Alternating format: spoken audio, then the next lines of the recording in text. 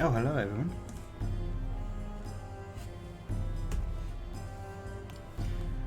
Welcome back. Thank you very much. How are you doing?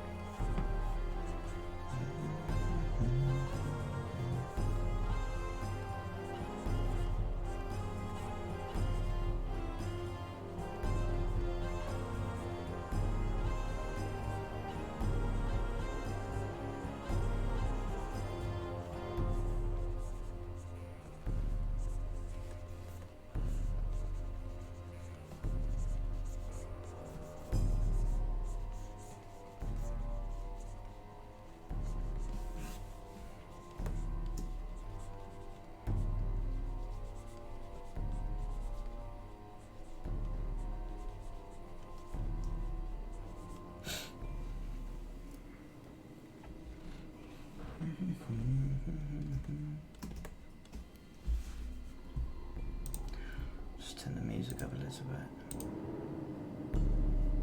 There we go. Turn the music up a little bit. There we go. Should be better.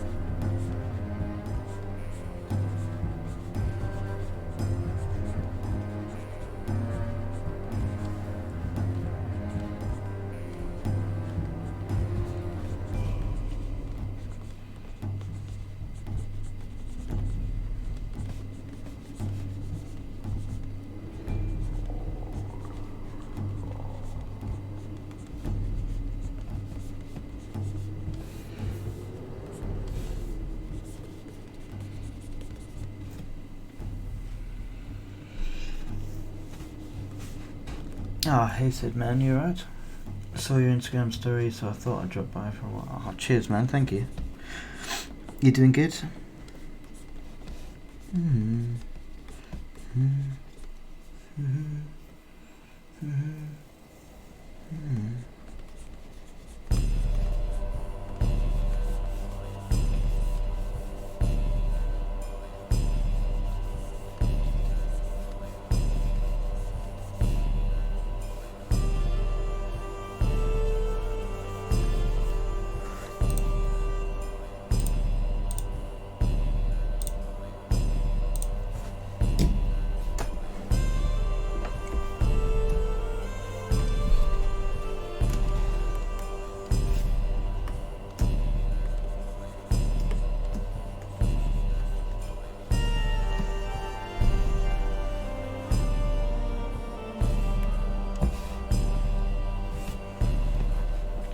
Yeah, doing pretty good. I just ended my stream film as well. Oh, you stream, do you? Are you an art streamer on Twitch or YouTube? I'll give you a follow.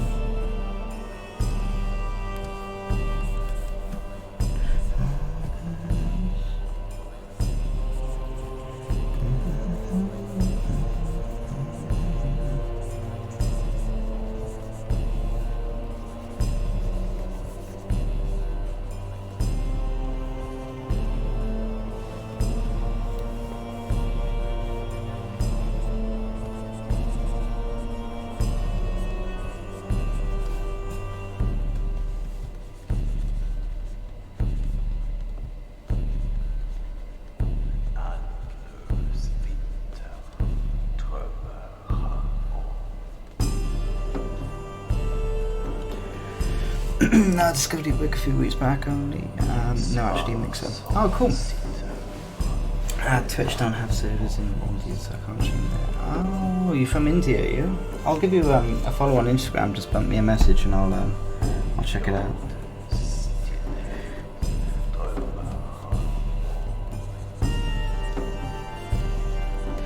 Just testing out streaming. Really, I got the Streamlabs OBS live. I just wanted to see what it's like. I haven't used it before, so it's a little bit confusing. But I'm trying to sort it out. Do some more streaming.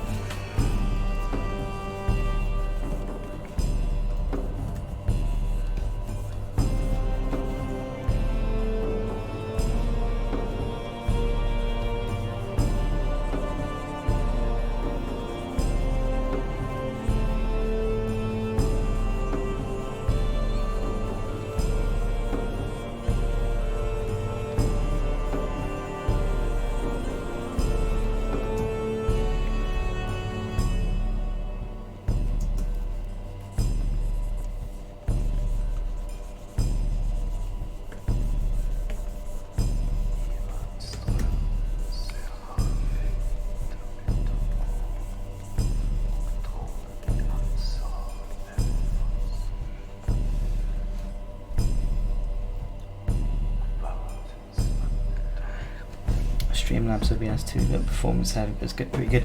Yeah, I don't understand any of it really, so it's all new to me. It's quite good that everything's in one place. I used to use, well, I still use OBS for YouTube videos in general. Not that I keep that up. I haven't done one in about 2 months. But I did use it for that, and I noticed they had the add-on, so I got it. It's pretty good, yeah. There's a lot of unnecessary stuff on the side, I think, though, yeah.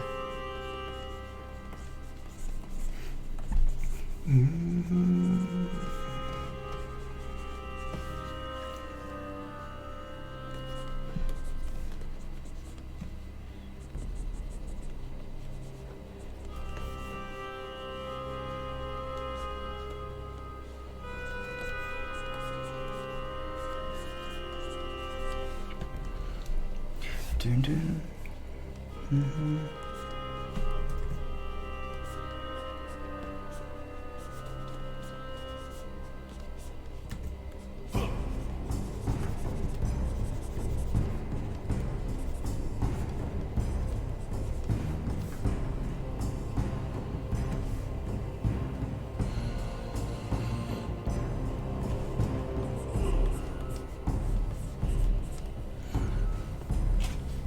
So let me know if you need any help with Streamlabs. Not an expert, but I might be able to help.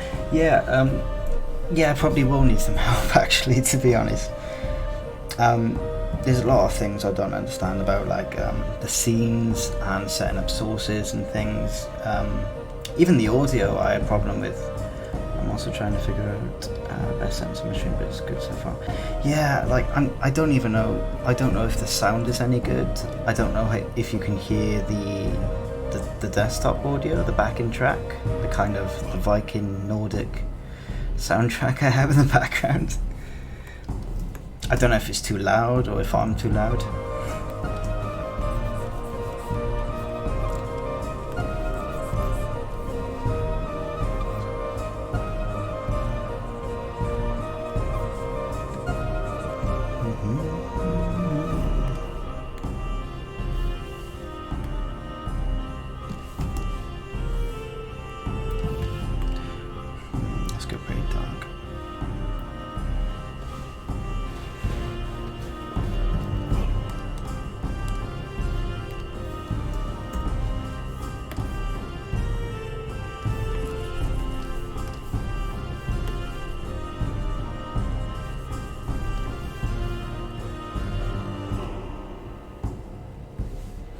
Audio was a challenge for me. Yeah, I bet it was a challenge. If you give me a message, I can check out your. I'll check out one of your past streams. I'm always looking for things to listen to while I work. I can hear you from my side. That's perfect then. Thank you. It's always difficult when you're starting trying to get everything on the same page. Like, because you can't test it until you go live, so you don't know until you've already started, I suppose.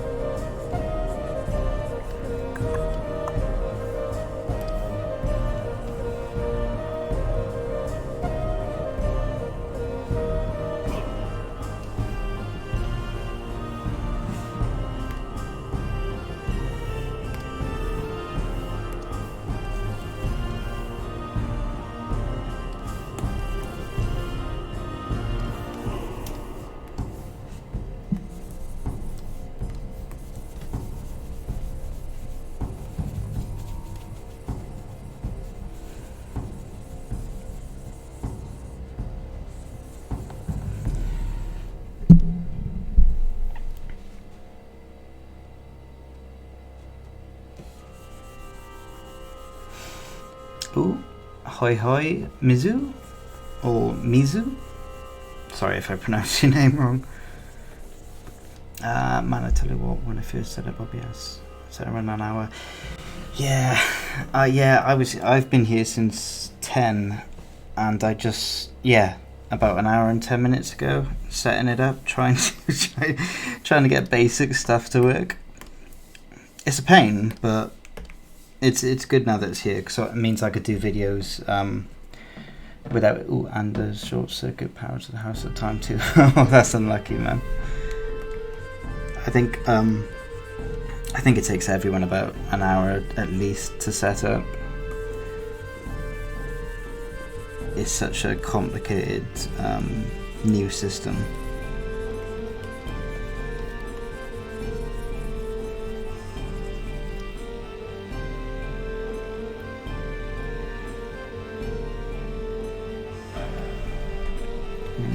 You pronounce it right, Olivia. Oh, thank you very much.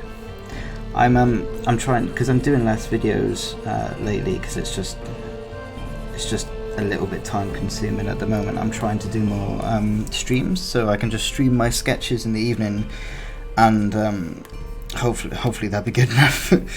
Hopefully that'll be enough to sort of give everyone a little insight into what I do and the process. If you have any questions, just shoot them my way, and I'll get some about anything at all, really. It's great to hear. Oh, thank you. Yeah, it took ages to set up the voice. The microphone I've got now is pretty good. But as I was telling Sid, it takes ages to set these things up. That I've had this mic a while. I just haven't actually got around to using it for the streams. But thank you, Yasmin.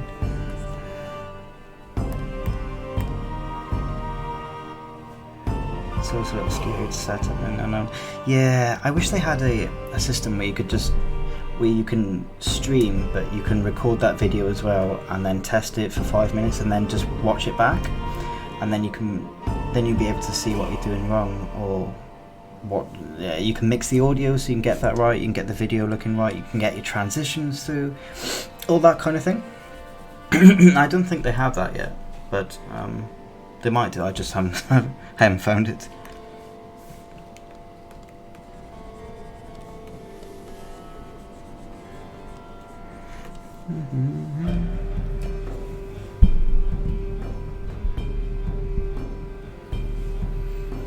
If you don't mind, from where are you? I actually have that. Oh, cool. I'm from the UK. I'm from Britain. Oh, they actually have that. Oh, did they? Oh, I could have done with that about a half an hour ago. But it's fine now. It's all working. I think I'll use this setup. I can imagine how hard it is. Yeah, do you do any streaming, Yasmin? Because your art's pretty good. I noticed on Instagram the other day, I think I followed you back, but your art's really got a charm to it. It's like a children's illustration aesthetic. It's really good.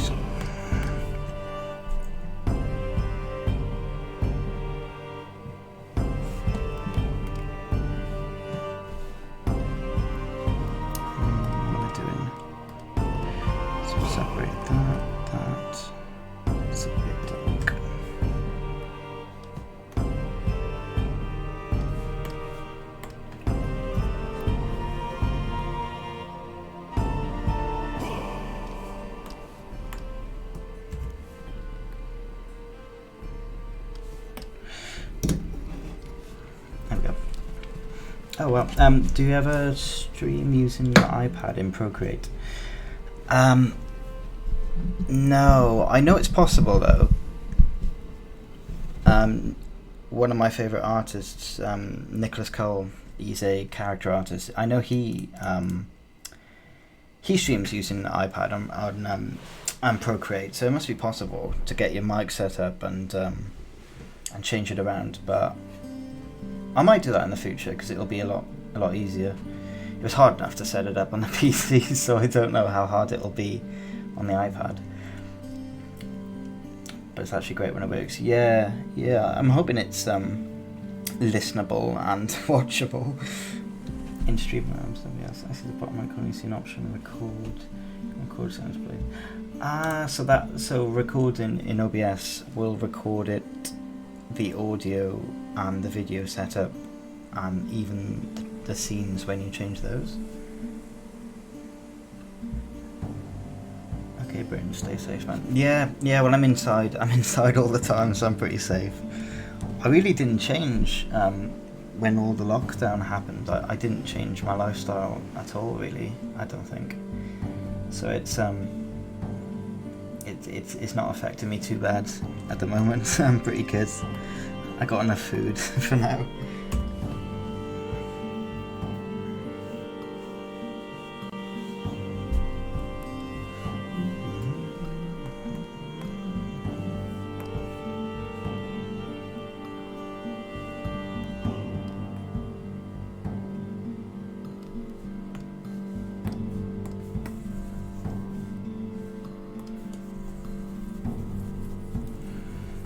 Get some colour in here now.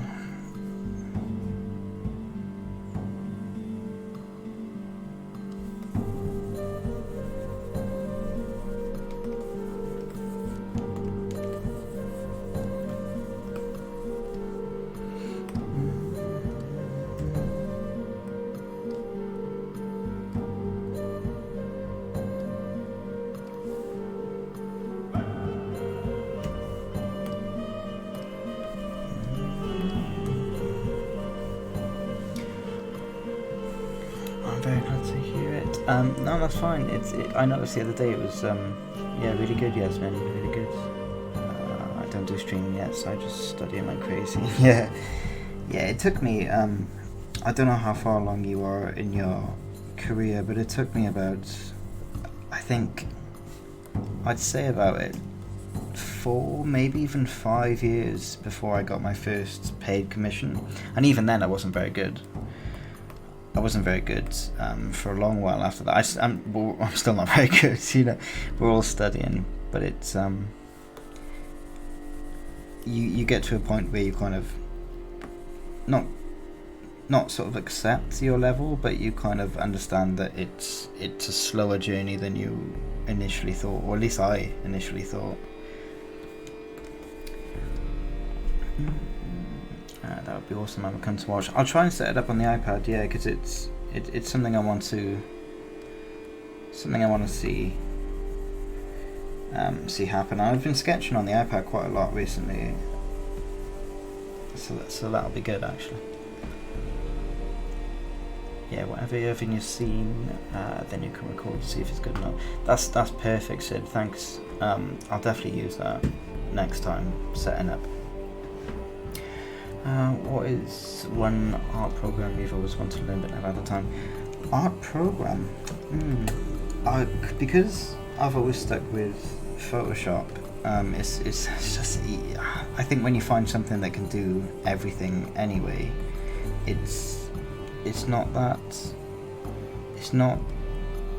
important. I think if I did want to learn something though, I've been learning Procreate recently. I bought the book on. I think it's the only book on Procreate. It's on Amazon. It's like the first page it comes up. I bought that recently, and I'm flicking through that and trying to learn Procreate. So I guess that counts. But I've always wanted to learn 3D. I have Blender down in the corner here that gets opened like once every 2 months or something like that. But it's 3D is something I always wanted to learn. I think it can really improve your 2D art to learn 3D. Funny enough, I stay inside feels like quarantine impact my routine. Yeah, I know what you mean. I work from home as well, so it's like it's really not affecting me at all. Just slowly getting back on track. That's a good question. With game art, right? Yeah, game art. Yeah, my main job right now is working on just one game, but sometimes I have about 3 or 4 at the same time. But yeah, it's mainly concept art for games and animation. Yeah, I really enjoy it, but it's there's nothing bad I can say about it. I really enjoy it. Actually, it's perfect.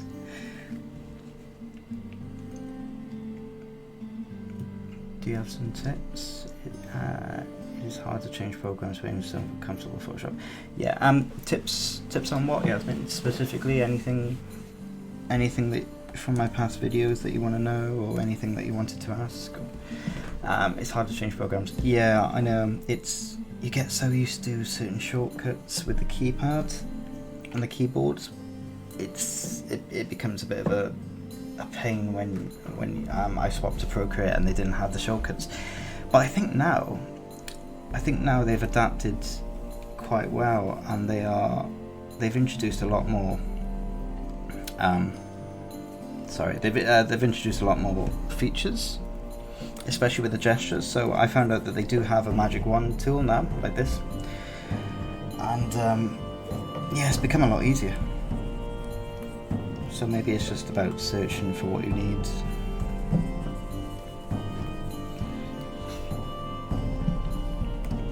I think I'm gonna go with blue.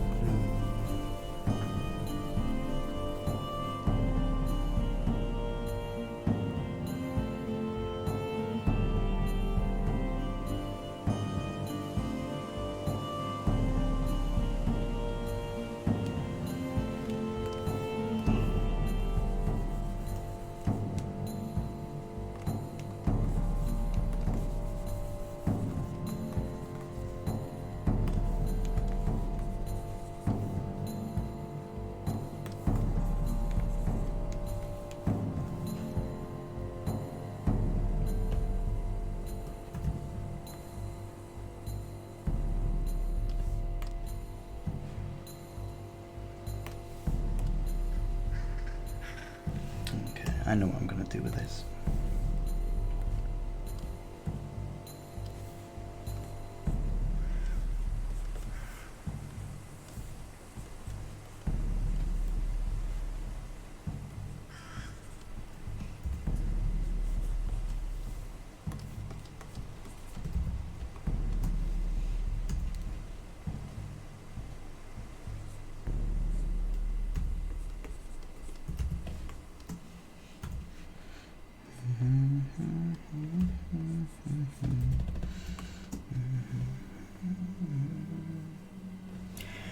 That's great, man. I was just double checking.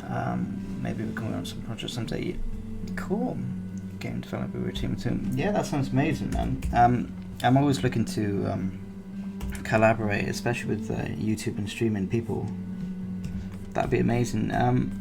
What kind of games are you developing so far? Are you a programmer too, or is that your colleague? Tips on how to start in the game industry. Yeah, someone asked me that the other day. I can't remember what it was. In the game industry, in terms of art. Okay. Well, I started. I know a lot of people.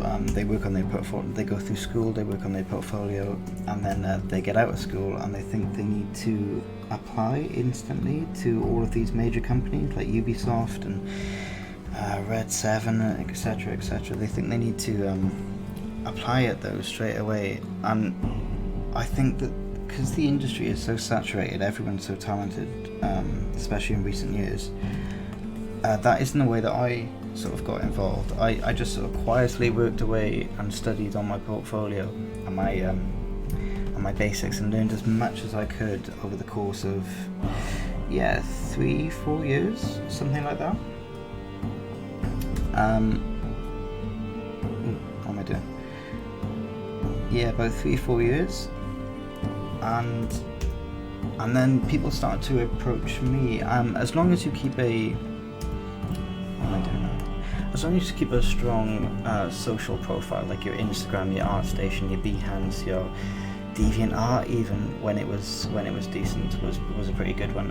As long as you keep persistent on those, as long as you keep active, you keep improving your art, you're not too you don't fall into a comfort zone too much. You keep pushing yourself, you keep getting better, you keep learning the fundamentals, the basics, and all of the stuff that everyone keeps saying. You keep doing that, and they will come to you. I always thought of it like when I was struggling to find work, struggling to figure out if this is what I actually wanted to do. I always told myself that, like, say my favourite artists, for example, like Billy Wimbledon or Nicholas Cole, for example, if he uploaded a piece of art online and it is 10 out of 10, it's an amazing piece of art, there's no way that the guy that produced that art would not be in a job, because it's just too good. Too many people will notice, and it's just too amazing. So I always thought to myself, just keep getting better until you get to that point where you are an artist that can't be ignored, I suppose is what I'm saying. You want to keep getting better and kind of ignore everything else, really, is what is my advice to you. I'm just going to save this, so I stop clicking that button. Stream. That's how I got into it anyway, and then you go from job to job to job, and you don't slow down, and it's so sort of rewarding when you get to this point, because you've worked so hard on it out of school, out of university, and that's probably the best piece of advice I could offer.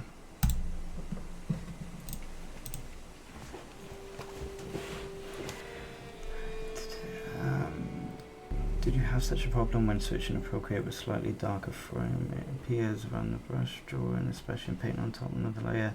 I think I know what you mean with that, Mizu. Yeah, I think I know what you mean.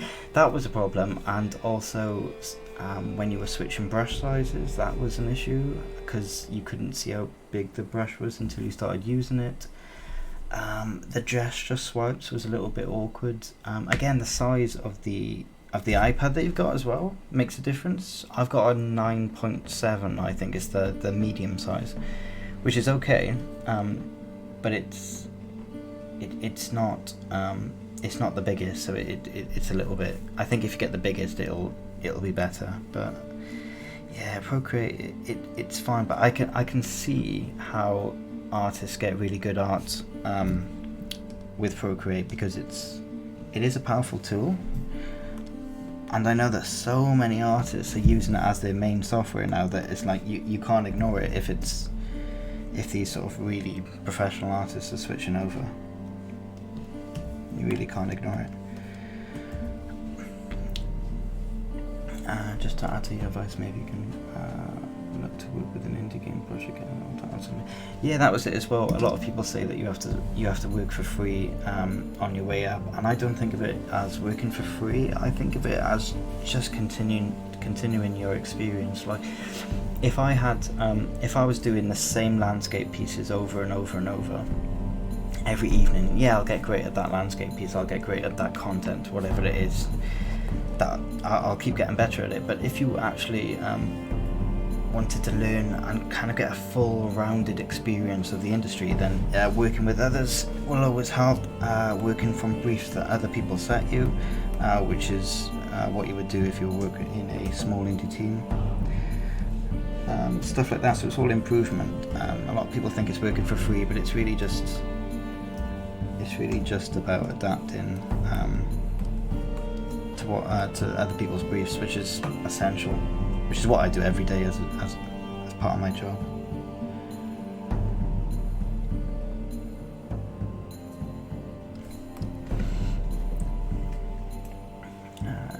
Looking for 2D artists who might have a good chance. Yeah, a lot of indie games are 2D because it's easier to produce, I suppose. So yeah, that is true.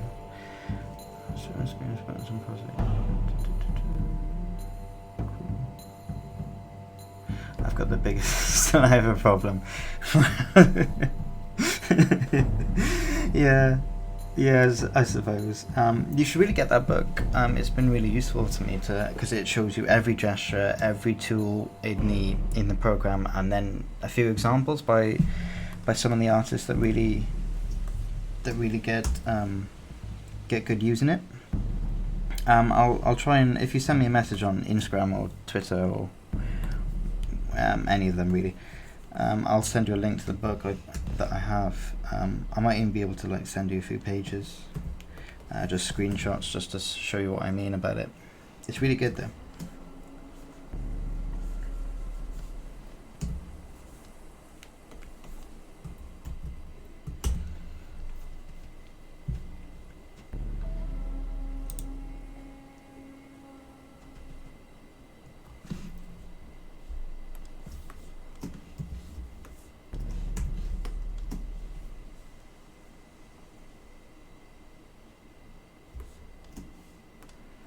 What am I doing with this piece?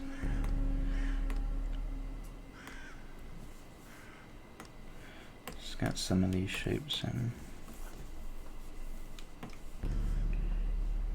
Multiply.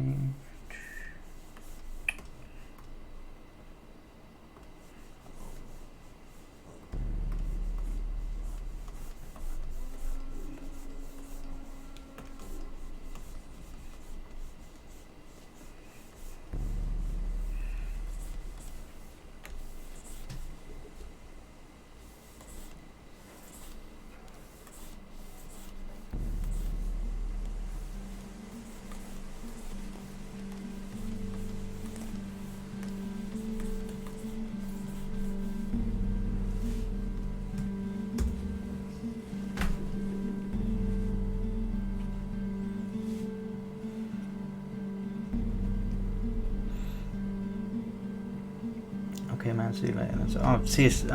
See you, Sid. Thank you for the advice. Yeah, shoot me a message and I'll check out your stream and we can talk about this OBS. Have a good night streaming. Yeah, thank you, man. Thank you.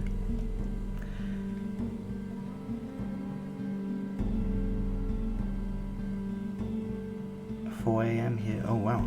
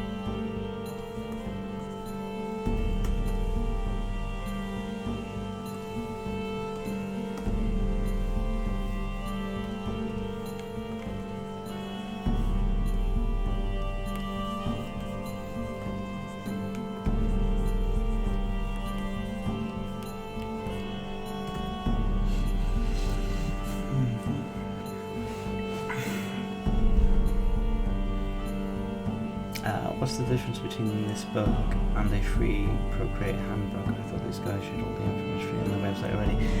I suppose so. I think, have you heard of 3D Total Publishing? They do like quite a lot of, I think they do quite a lot of comic books and art books and sort of self-teaching things. They're a really good publishing company that I have a lot of books from, so I just bought it just because it was one of those, but it turned out to be one of the best they've produced. Mainly because I don't know, it's got examples of the work that you of the techniques that you can use, and I think the difference mainly being just it's professionally produced and that's it really. I think I haven't checked out the free sort of website. I'm sure everything you can find on YouTube anyway, so just stick with YouTube is probably best.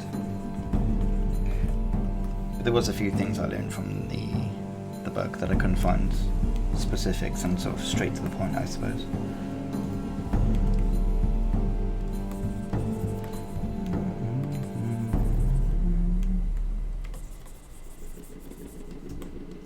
Is this Procreate? John, no, it's not Procreate, mate. It's Photoshop.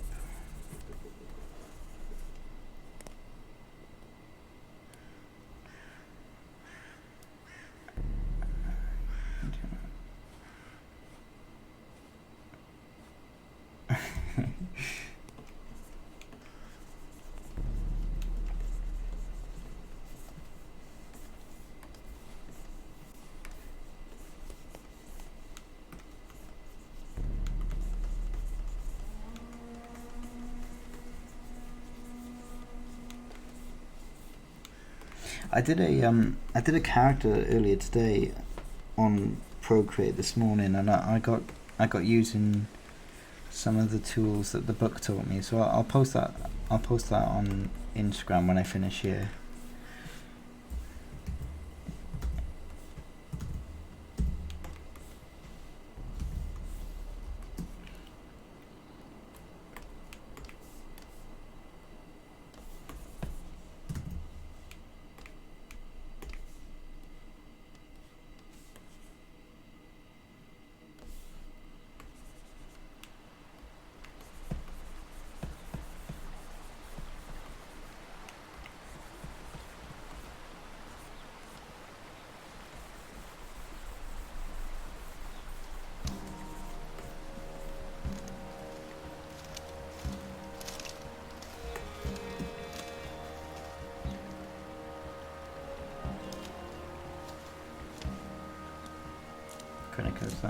Hi, just made it back from work.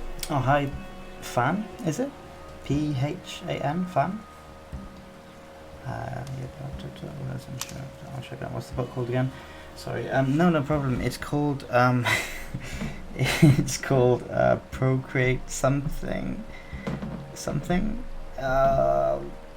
I think if you type in Procreate on Amazon, it's the first book. It has like 6 images on it.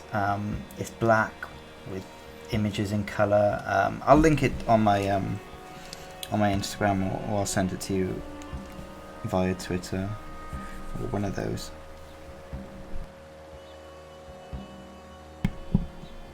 Okay, bye then. Bye Sid. I'll chat to you soon, mate. Thank you for your help. I tried to use Sketchbook Pro, but it's hard to get used to it. Yeah, I think it's just a matter of getting used to a program, really. I think once you're used to it, whatever you use is fine. It's all essentially the same. I could do this image in Procreate, I guess. It will just take longer.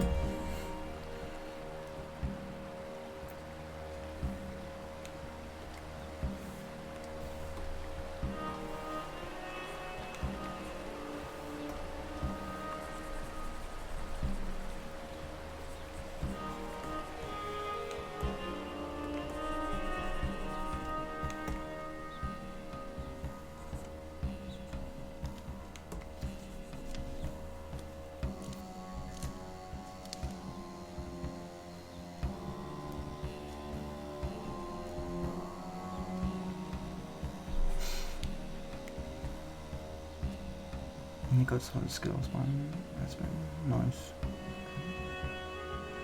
Lots of questions for Yasmin in there. It's nice. That's nice. Oh, it's Kimmy. Oh, hi Kimmy. Hi. Back over from Twitch onto YouTube now.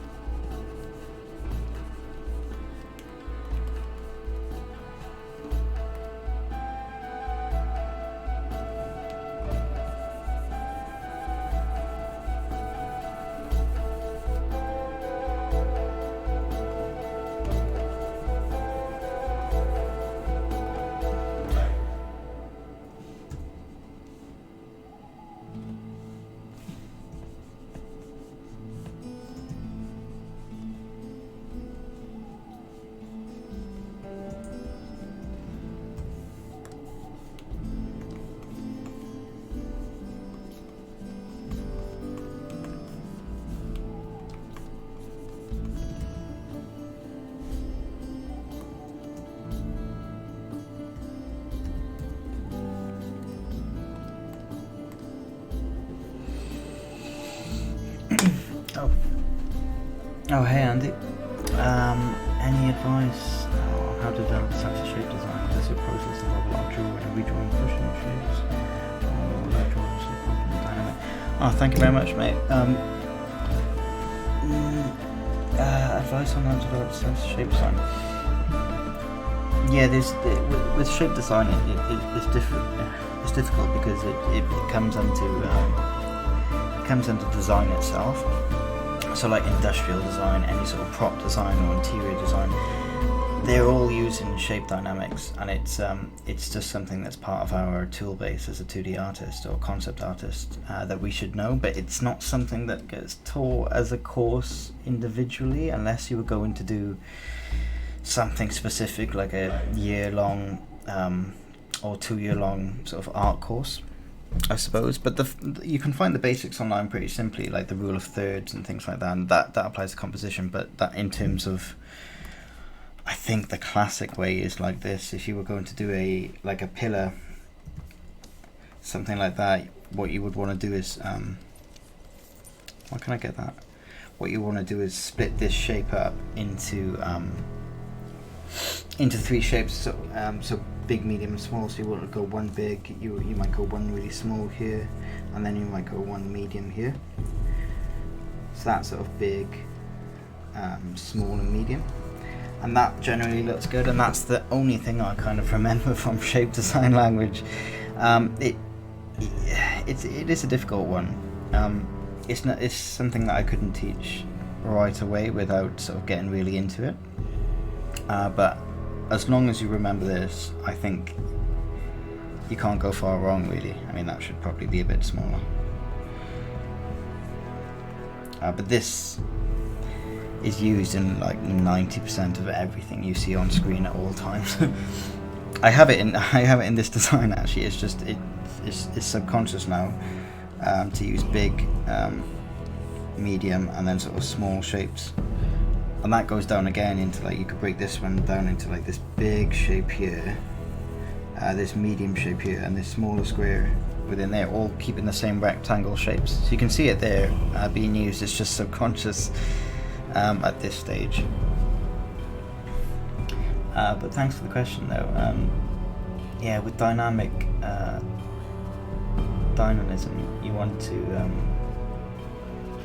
to just keep everything having an energy. This piece right now is not too bad, but it's lacking a little bit of swift movement, I think. If I was to review it, I would change a few things. I would perhaps bring the trees so that they are bending, coming down into here maybe, and then this one into here, and then have this sort of rolling hill over here, facing forward, everything's facing into the focus point. So you got a big one here, small here, and then perhaps you can go medium up there just to break it up a little bit. I would do something like that. Perhaps put a Dutch tilt on the house so it's a little bit more like that. Something like that. Perhaps even squish it down and get more movement with bigger, larger trees in the background or foreground. Then bring that across and sort of, yeah, you know what I'm doing. Something like that, I suppose. But it's just a sketch for tonight. Mike, can you tell me about your process of life, your colour master? Oh, thank you. My process for colour, yeah, it's, I think, well, you just seen it just then. It pretty much was just chuck a bunch of colours on the canvas and see what sticks. I knew I had in mind it was going to be a dark, valued piece, quite an, I never know how to say this word, analogous colour. So if you can see on here, I increase this. These would be the analogous or I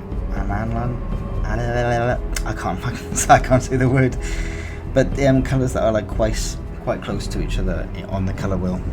Generally there's 3 of them, so if you shift it around you're going to get like a bright green there, you might get a lime green there, and sort of a teal down here.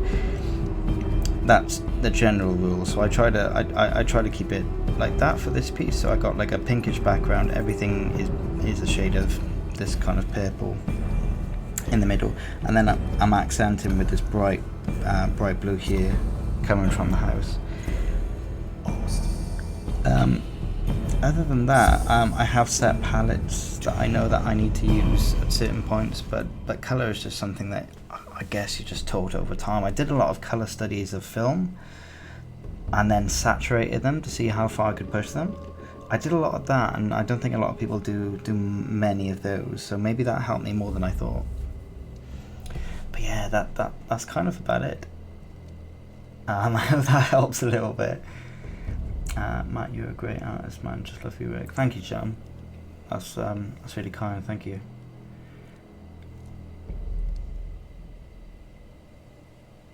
Mizu +1. How do you get such amazing colours without references?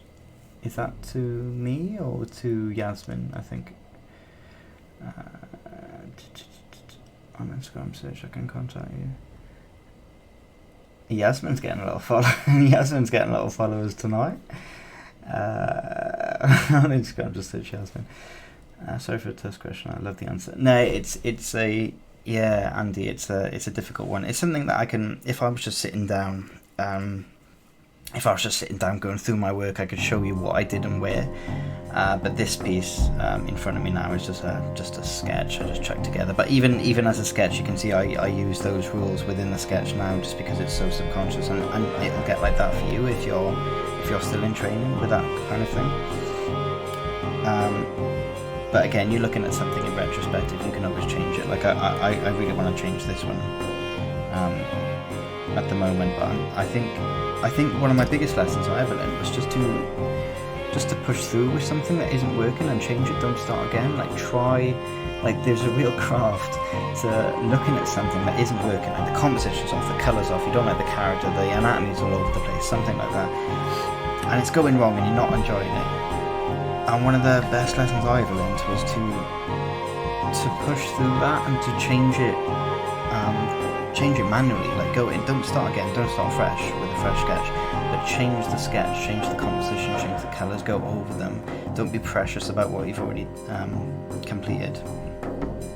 And in the end, I got a half decent piece out of it. It's actually one of the pieces on my YouTube channel. It's one of the earlier videos. You can see it actually go. It's a completely different image at the start than it was at the end. So that's quite a good lesson. That's what I learned. I think there must be some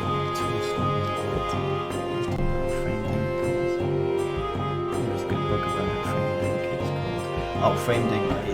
Framed ink is amazing. It's one of my core books. I mean, I have to have it.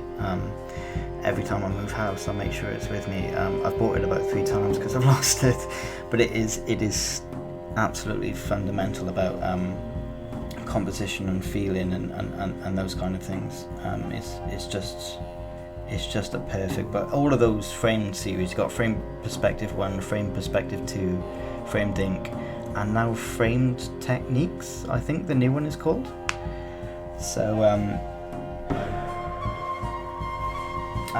yeah, that is a absolutely perfect book. Everyone should get that. Can we turn the music down so you can hear you better? Yeah, I don't even. Oh, my bad. There we go. I didn't even know it was playing. I don't have it playing through my headset, so I didn't hear it. Sorry about that, guys.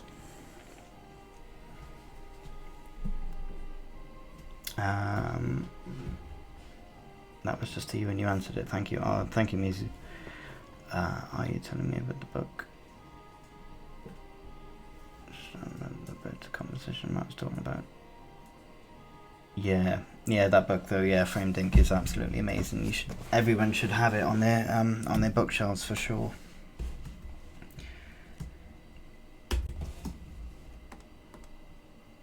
I remember one of the compositions.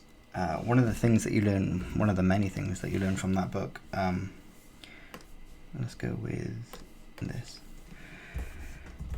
Was about the emotional weight you can get through composition. And Yasmin, if you've read the book, you'll basically know what I mean.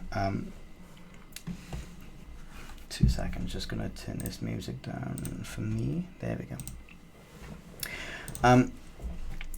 one of the biggest lessons I learned was about illustrating the emotional feeling that the viewer is supposed to feel with whatever scene you're watching. So say the main character is down here, main character of the scene, you're supposed to empathize with him, and this is a scene about him being under pressure, perhaps him feeling like he can't escape. It's a little bit of a sort of anxious scene for that character, and you want to empathize with him. One of the many shots was just to create this weight above the main character and just sort of close him in, or her in, to in the actual frame itself. So I think it was a shot like this, if I remember correctly, and it was just black there and black over here.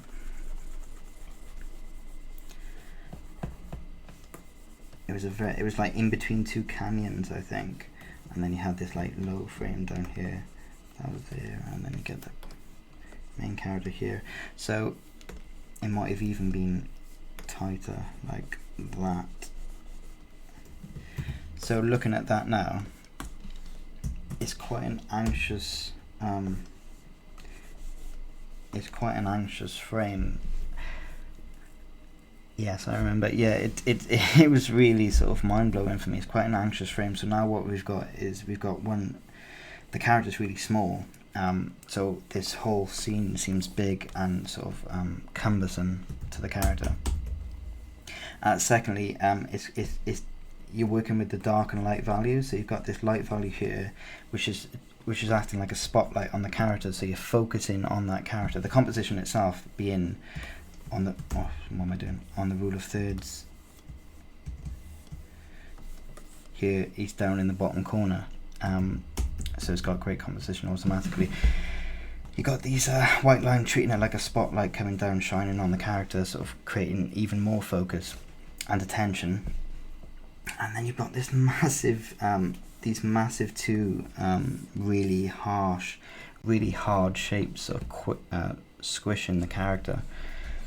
And it was really interesting because I remember thinking it's like the character being stuck between a rock and a hard place, except it's just two rocks or two hard places, because it's all this space, all this, better if I just do it, all this dark space, all this here is readable as sort of heavy shapes, and then you've got this one white line coming down there. It's quite a striking image.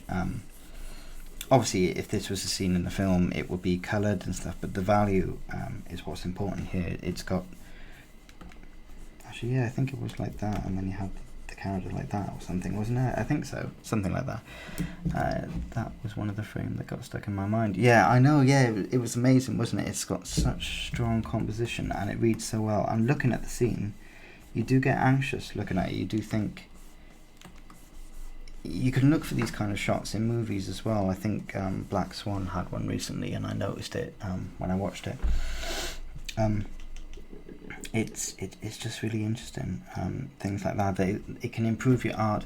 If you're stuck on composition, you're stuck on anatomy, you're stuck on any of the fundamentals like colour or shape language and design, any of those, it's stuff like this that can improve your art 100-200% without doing much work, essentially. Like, you still have to learn this, but without doing much in terms of, you need 6 weeks anatomy studies or something. But this can change your art quite significantly quickly.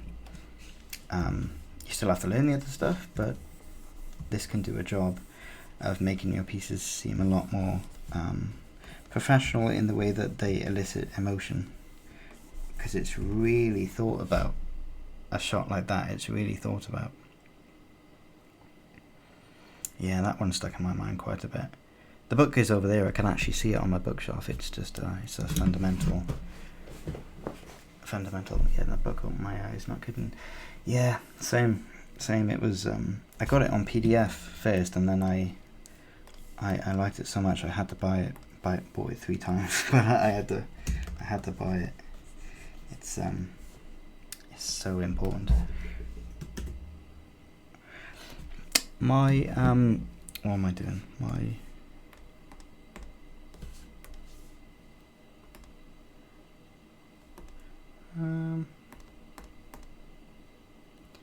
It's a very sketchy sketch tonight. I think what I'll do is I'll finish here at 12. Yeah, I'll finish here at 12. And perhaps I'll come on tomorrow sometime during the day. It's 12 o'clock here in the UK at the moment, but I think I'll come on sometime during the day tomorrow and see if I can finish this, bring it up to a standard where I can post. I think I was trying to get, perhaps I should have said what I was trying to get.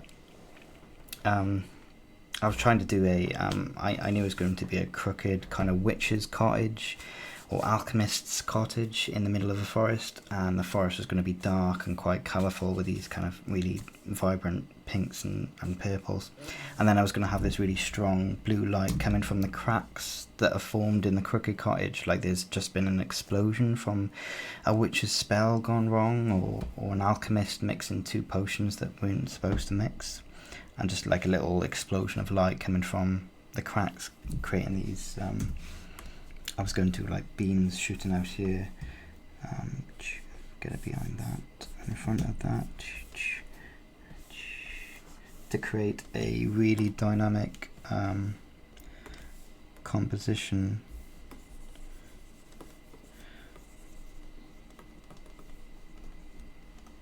Something like that, I think, like it's all coming from, and these lines sort of draw your eye into the image as well, so that'll help reinforce that, I think. Yeah, it's sort of working, I guess. I think I'll finish it tomorrow. Yeah. The book about my Ears Not Kidding is such a short book. Yeah, you can read like nothing. It's so short, isn't it? It's so short. It's only, it feels like 20 pages, but it must be about 70, I think, but it feels so short. My other stream is getting more interesting and helpful with every minute. Thank you. Oh, thank you, Mizu. I tried to I've been working all day, so my brain's a little fried, but I'll try and be more insightful and educational next time. Why the stream is already so good. Oh, thank you, Joseph, man. It's one of those that I think it's one of those sketches that you just splash a little bit of colour on it and it kind of already is finished. You just need to detail. So I did that in mind, knowing that I might not be able to finish it. So it's a little trick, it is. I think. Great stream, mate. Oh, thank you, FreeFlow313. And you end the stream after I said that. Thank you for the shoot. You're amazing. It's getting better with every minute, and then I end it. Yeah, it's you can have too much of a good thing. You can. You can. Thank you for the stream. You're amazing. Thank you, guys. Okay, I'm glad I'm here on time. Great stream. Thank you, guys. Well, it's been great. Thank you. It's been my best, most active stream so far. It's been amazing. Great stream, pal. Oh, thank you, Andy, man. Hopefully I'll see you guys here next time. Maybe tomorrow, maybe Monday. I'm not sure, but I'll post it on my Twitter and my Instagram. Specifically what times? Maybe about an hour before I go online, something like that, giving people a chance to get notified. But I appreciate everyone that's been here so far, and yeah, I hope you have a great day or night wherever you're from. I'll try and figure out how to end the stream now. I don't know which button to click. If I just go off, that means I found the right button, I think. Ooh. Maybe it's this.